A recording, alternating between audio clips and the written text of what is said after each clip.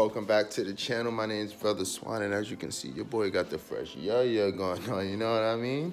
How you are, you just have to say that you're fine when you're not. Nah, let me stop playing with you guys. So, I wanted to do this video, right, on like 5 things I love and hate about my 350Z, but as you can see, the weather outside ain't that good. So, I don't know what I'm gonna do. I think I'm gonna try and do it still, since I'm not really doing any driving, but I don't know. I'm gonna figure it out.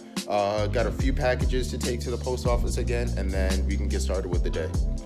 So every time I'm in my car, I have this issue where I have no gas in my car ever. I never have gas in this car at all. So we gotta run down to the gas station and put some gas in this thing.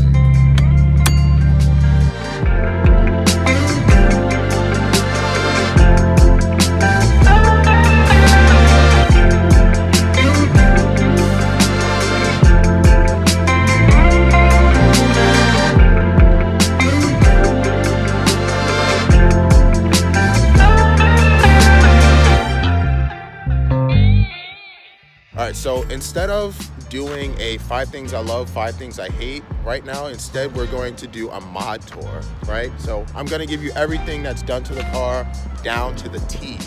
So the first thing that we're going to have is our 5/16 plenum spacer and our intake. So the intake alone, it gives a good, it gives a lot better sound than factory, right? You hear the sucking sound a lot more. Pause. But you also get you get some sound out of it, you know? And the 5/16 spacer, it gives you a lot more top end power. So, oh Jesus, it's cold. So it gives you some top end power. You'll feel it on your butt dyno, and it gives you just a smidgen of better gas mileage. Another thing I have done that I did, I believe it was last year, if you can see right here, we have a PCV valve delete, but not only one, but 2. So this car's a V6, as you know. It has 2 crankcase heads, right? So got one on the passenger side, one on the driver's side. So I did both of them. You hear the engine more, it lets it breathe a little bit more, and you know, it just gives a little bit better throttle response, just a tiny bit. So it gets that crankcase pressure down significantly, and it's venting the atmosphere. I do see some people, they have it to where it's in a catch can. I had a catch can as well, but I don't really like the look of a catch can. It's just too much crowded in the engine bay. It compares how you do it though. Depending on how you do it, it looks good and sometimes it looks bad. So staying in the front of the car, we have the 2006 350Z front bumper, as well as the front lip for 06 to 08, 06 plus, whatever you want to call it. So, funny story, with this lip, I was driving down to H2O, and a friend called me saying, yo, I think something's scraping underneath your car.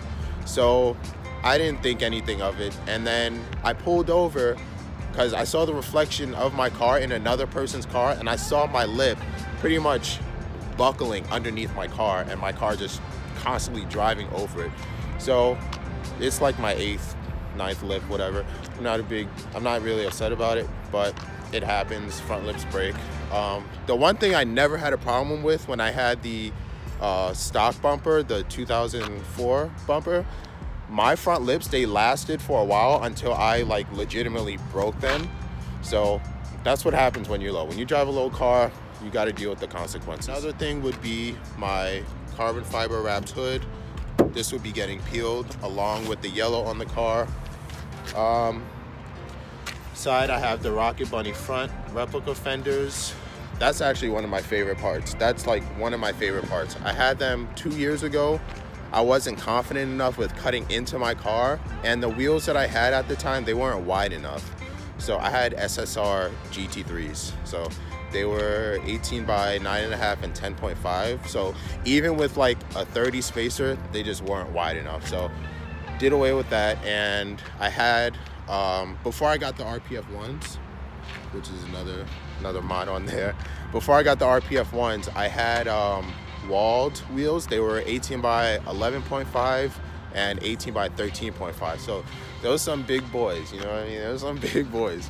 But the car is wrapped in Avery ambulance yellow with the crown carbon crafting, rear over fenders. Like, this is rear over fenders. These are 100% full carbon. I actually won those on Valentine's Day. Me and my girlfriend were taking a trip, and I entered a giveaway. Just gotta post a picture on Instagram, whatever. And then he said my name, so I was driving. I was like, we were both freaking out, like, how the fuck did I win this? And there they are. So that was a cool little trip. For exhaust, we have I think it's top speed exhaust. I don't know, top speed, something like that. But we have that. I chose to do the bumper cut because it does give off such more of aggressive styling, and you get to see like what's actually happening underneath there. You know what I mean?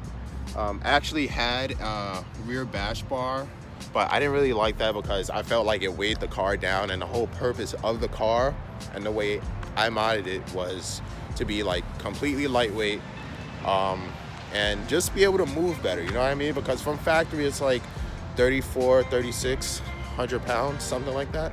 So I wasn't too happy with that weight, and I just wanted it to move a little bit better, accelerate a little bit better. All right, taking you to the interior of the car. We have our NRG hub and quick release setup. It's actually NRG 10th anniversary. So that's one of my favorite things here. We got the Vertex steering wheel shipped right from the motherland. What else? We have the Takata harnesses. These are some cheap eBay seats. I believe they were like 300 shipped for the pair, this one and that one. And I needed something quick, and I only had like one seat in here at the time, so I just wanted to do away with the red, get something more clean and classy, and something that'll overall clean up the car a bit, you know, because the red with the red wheels, that was fire, right? That was straight fire. But with the black and the Vertex steering wheel, I just wanted something clean, and it matches. See, you got the black with the red stitching, and then you got the black with the red stitching, but on the back here you actually have blue stitching. So it works for what it is. In the rear, you may be thinking, wasn't there like a rear cross member that came with this car from factory? Yes, there was. Yes, I removed it. Once again, it adds to the weight factor of the car, and on top of that, I do get a little bit more space, so I can literally fit anything in here. Like, you see me fit these boxes in here. I got my jack stands, I got my jack, I got my spare tire. It's not really much of a spare tire because it's completely bald, like it's bald. The NRG harness bar going across there, that was actually $3.99. That's pretty much it. Like, the rear of the car is like so minimal. Ignore the bat. My strut thing is blew out, but we're not gonna talk about that.